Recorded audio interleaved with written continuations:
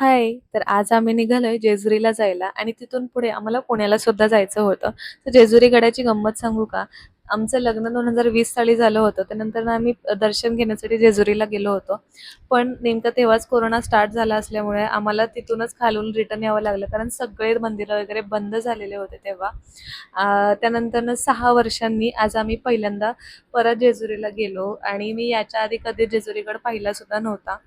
पण मी पहिल्यांदा जेजुरी गड पाहिला आज आणि खूप छान वाटलं दर्शन घेऊन आणि इथली एक मला पद्धत समजली नाही. हे जे पंडित होते ना, ते म्हणत होते, की इथे पैसे दक्षिणा भरा आणि तुमचा सुखाचा संसार होईल, असं होईल. तर मला त्यांना एकच विचारायचंय, पैसे देऊन कधी देव पावतो का? आणि पैसे देऊन कधी देव म्हणजे ऐकत असतो का आपलं? आता हे त्यांनाच माहीत असेल किंवा पैसे काढायचे आता सगळीकडे कामच झालेली आहेत ही. तर असो अ, एवढे जास्त पाय भाजत होते ना, यांनी आम्हाला गाडीतच चपला काढून आणलेलं होतं आणि आद्विक तर आता चालायचं नावच घेत नव्हता. कारण खरंच खूप जास्त ऊन होतं आणि पायसुद्धा खूप जास्त भाजत होते. यांना पूर्ण वेळ त्याला उचलूनच घ्यावं लागलं होतं, कारण तो चालतच नव्हता.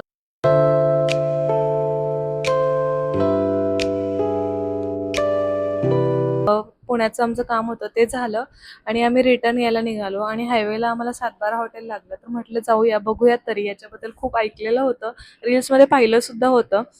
अगदी सेम तसाच अपीअरन्स आहे इथला.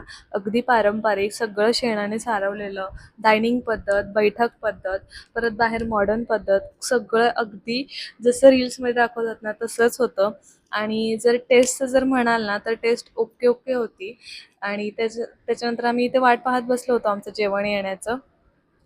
सगळ्यात पहिल्यांदा तर स्टार्टर आलं, त्याच्यानंतर जेवण आलं. छान जेवण केलं आम्ही आणि मला तर एवढं काही आवडलं नाही बरं का. आता असो.